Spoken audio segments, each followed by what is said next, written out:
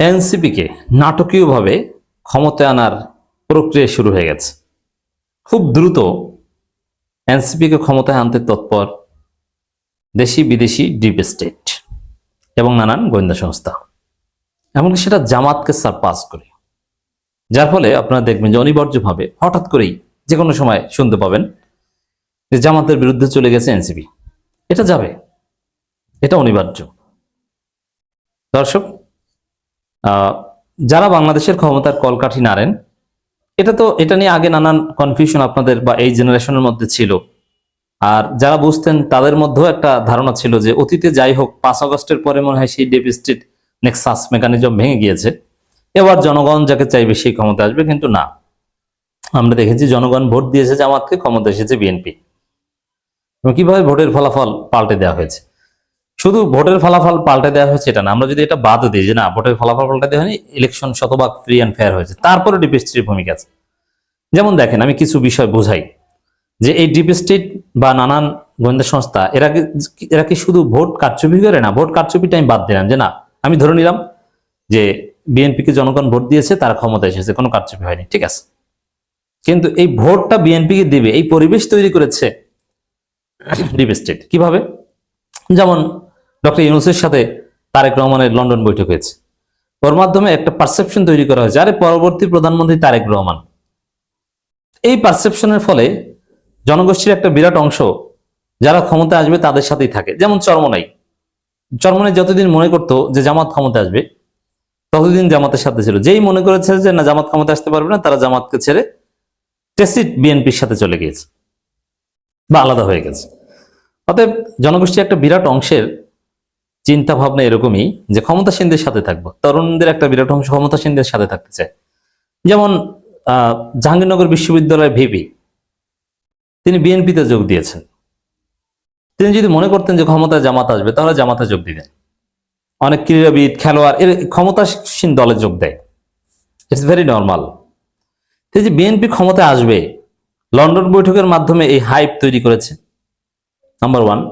দ্বিতীয় হচ্ছে তারেক রহমান দেশে আসার পর তাকে যে প্রোটোকল দেওয়া হয়েছে, এটা দেখে স্পষ্টত মনে হয় যে তিনি তো প্রধানমন্ত্রী, অথচ জামাত বা অন্য কাউকে তার ধারে কাছেও গুরুত্ব দেওয়া হতো না। এবং মিডিয়ার প্রচারণা, জামাতের বিরুদ্ধে ভয়াবহ প্রোপাগান্ডা হয়েছে।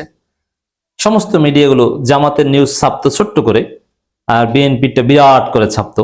এতে সুইং ভোটারদেরকে এভাবে প্রভাবিত করা হয়েছে। ভোটের আগে গোয়েন্দা সংস্থার একটা খেলা আপনারা দেখেছেন, ঠাকুরগাঁও জেলা আমিরকে যে নাটকীয়তা, এটা গোয়েন্দা সংস্থার খেলা, যে টাকা সহ ধরা পড়েছেন। এভাবে জামাতকে ডিমোরালাইজ করা হয়েছে। এতে বিপুল সংখ্যক সুইং ভোটার জামাত থেকে মুখ ফিরিয়ে নিয়েছে।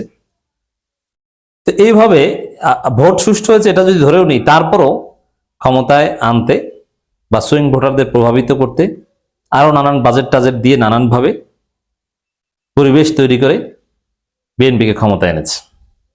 অতএব এই যে ডিপ স্টেট ক্ষমতা এনে, এটা শুধু ভোট কারচুপির মাধ্যমে না, নানানভাবে আনে। কিভাবে আনে এটা আপনাদেরকে বোঝালাম, আশা করি বুঝলেন। তবে এটা ফেয়ার আনফেয়ার খেলা দুইটাই। এনসিপি কে যে এই ডিপ স্টেট, এরা জানে, সবাই জানে, ইটস রিয়ালিটি, যে বিএনপিকে আমরা একবার ক্ষমতায় এনেছি, কিন্তু দ্বিতীয়বার যার ক্ষমতায় রাখা যাবে না, বা বেশি দিন যে বিএনপিকে ক্ষমতায় রাখা যাবে না, এটা নিশ্চিত। কারণ এই ডিপ স্টেট যে খেলে, এদের খেলার মেধা ভালো, এরা একদম উদ্ভট কাজ করে না।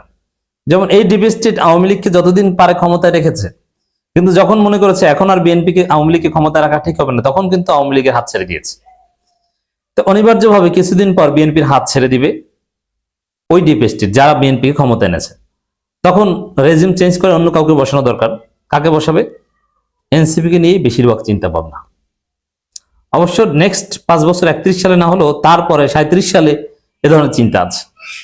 তবে এই চেষ্টা করছে, আর এই চেষ্টার অংশ হিসাবেই আপনারা দেখছেন যে এই ইসাক সরকার থেকে শুরু করে অনেক বিএনপি নেতা এনসিপিতে যোগ দিয়েছে, অনেক সেলিব্রিটি এনসিপিতে যোগ দিচ্ছে। শুধু এটা না, শিবিরের জামাতের অনেক লোকজন এনসিপিতে যোগ দিচ্ছে। এটা একটু অবাক করা, এটা নর্মালি হওয়ার কথা না। দেখা যাচ্ছে যে জামাত কিংবা শিবিরের লোকজনের একটা বিরাট অংশ এনসিপিতে যোগ দিচ্ছে। জামাত শিবির থেকে এভাবে এরকম একটা দলে যোগ দেয়, ইটস অ্যাবনর্মাল, এটা অস্বাভাবিক। এটা হচ্ছে, আমরা দেখছি। তো দর্শক, এই জায়গায় ভেরি ইন্টারেস্টিং একটা নিউজ, যে কারণে আমার এই এত আলোচনা, এত কথা। এনসিপিতে নাম লেখাচ্ছেন সাবেক আমিরে জামাত মাওলানা মতিউর রহমান নিজামী পুত্র নাদিমুর রহমান।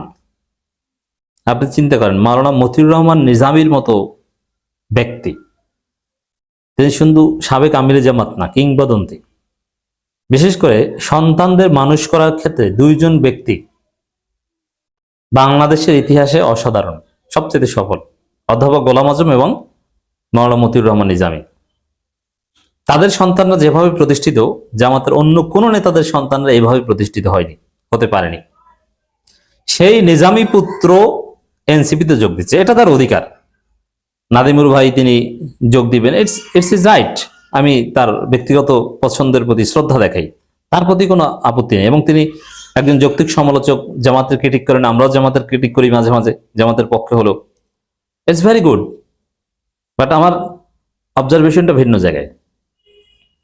তো এই যে জামাতের সাবেক আমিরের ছেলে এনসিপিতে যোগ দেওয়া, বিএনপির বড় নেতাদের, সাবেক বিএনপির এমপি মন্ত্রীরা এনসিপিতে যোগ দেওয়া, ছাত্র দলের সাবেক কেন্দ্রীয় সভাপতিরাও কয়েকজন এনসিপিতে যোগ দিবেন, এবং এবি পার্টি এনসিপি মার্জ হয়ে যেতে পারে, আরো ছোট ছোট অনেকগুলো দল এনসিপিতে মার্জ হয়ে যেতে পারে।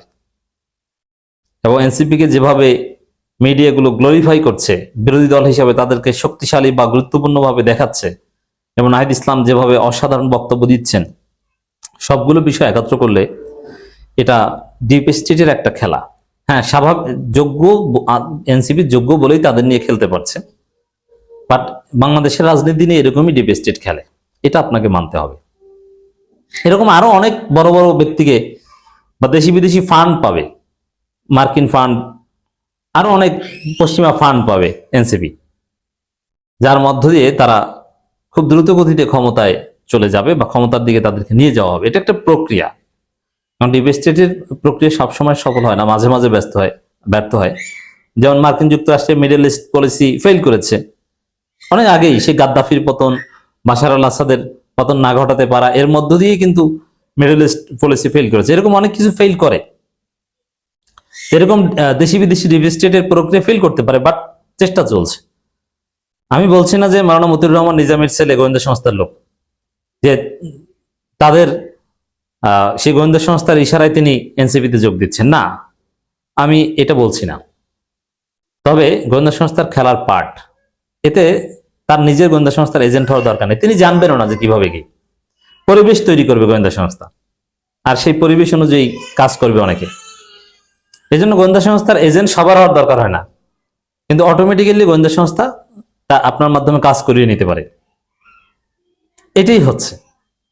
এভাবে আমরা দেখতে পাচ্ছি যে আরো অনেকে, জাস্ট এই শুধু নিজামী পুত্র না, আরো অনেকেই দেখবে এনসিপিতে আসছে, সামনে আরো তার চাইতে বড় বড় ব্যক্তি এনসিপিতে আসবে। এগুলো ডিপ স্টেটের খেলা, এনসিপিকে, জামাতকে সারপাস করে ক্ষমতা নেওয়ার একটা প্রক্রিয়া। তারপরে দেখবেন যে জামাতের বিরুদ্ধে বলা শুরু করেছে এনসিপি।